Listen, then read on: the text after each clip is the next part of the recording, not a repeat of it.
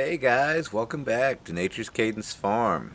We're on location here at the farm today, and we're going to be working on my 99 Ford Escort LX, if that makes any difference. This has the split port induction 2000 motor in it. It's the 2-liter SPI. You know, there's a couple of different motor options you can have in this.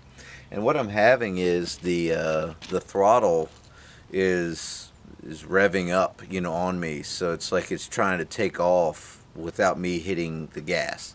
And so what I've kind of narrowed it down to is the idle air control valve. It has on top of the intake there that lets a little bit of air around the throttle body. So it has a little valve in there that opens and closes and lets more air in. It's like you're opening the throttle yourself, but it does it automatically. So there's a couple of reasons it would do this. For tuning, different temperatures, altitudes. The other thing is I think the air conditioning, when it turns on, it'll add a little bit to let the engine rev up some to compensate for the compressor running.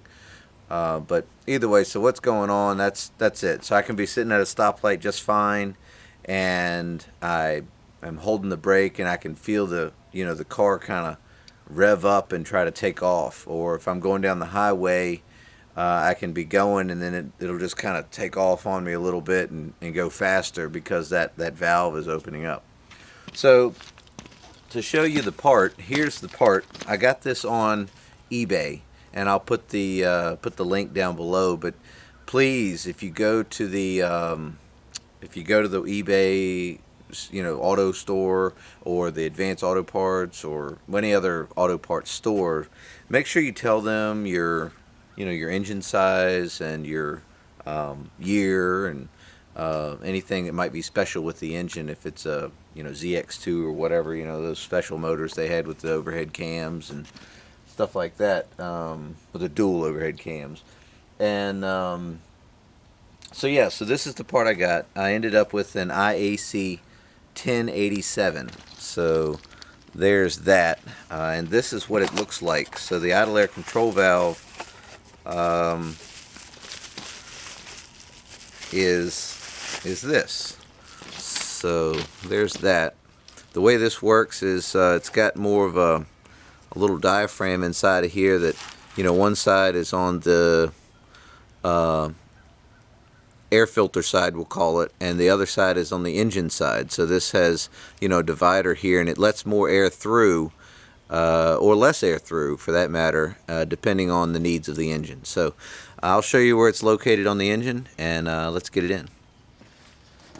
As you can see here on the top of the engine, right here where the throttle body is, so this is where the throttle would work if you were pressing the accelerator pedal inside. There's one electrical connection and 2 bolts and a gasket. Now this did not come with the gasket.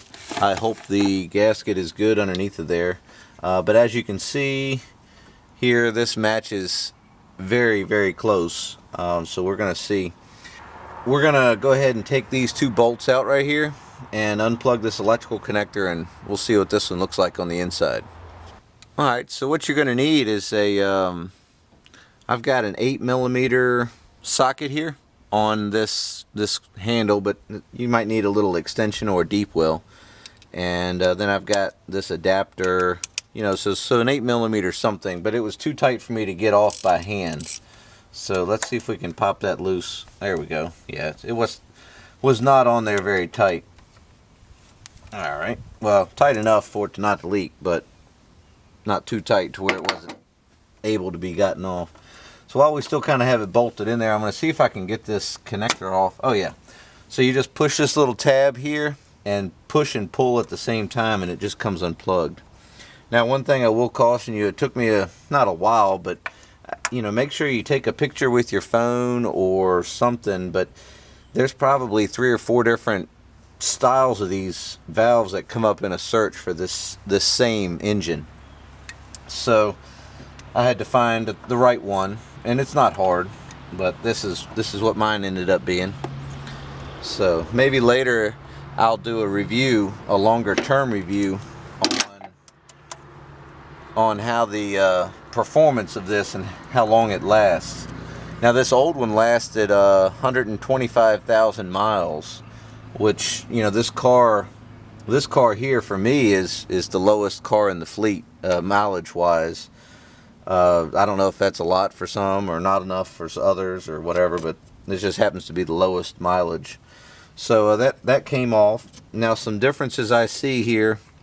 Here's the differences in the two. This is the original one here. This is the new one. So you can kind of see that it looks different. So we'll see if it works. Why not, right? I'll keep the old one just in case this doesn't work and I can swap it back out. Got a rag here. I'm just going to wipe off any dirt or whatever that might be showing up. And if the problem continues, I might end up getting a new gasket for it here. That might be an issue. Might not be.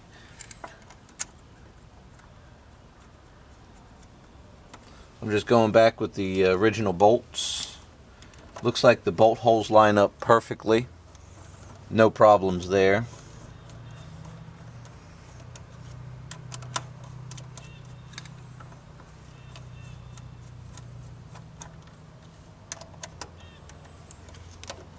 Go ahead and tighten this down while we're here.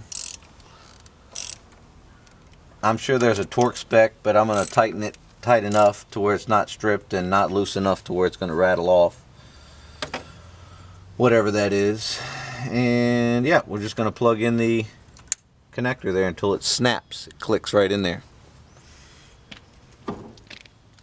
Alright guys, well that wasn't that bad, was it? That was just a couple bolts and a plug, you know. That's pretty easy. Easy as it gets, at least on these things nowadays, right?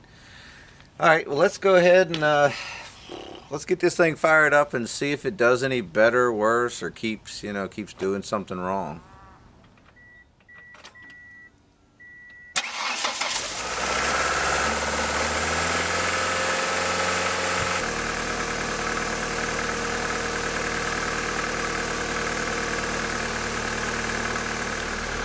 Alright, well as you can see, it's running. It kind of started up a little rough. I think that valve had to close off or find where it needed to be, to let the right amount of air cross. So yeah, it seems like it's running okay. I'll try to make a review 6 months from now. If somebody, doesn't see any review or update, just throw a comment down below there and let me know, hey, make a new video of the review. I'd love to hear how it works. So, or just let me know how it worked. Maybe I'll let you know in the comments if you ask. Either way, well, thanks for watching, guys, and we'll see you next time.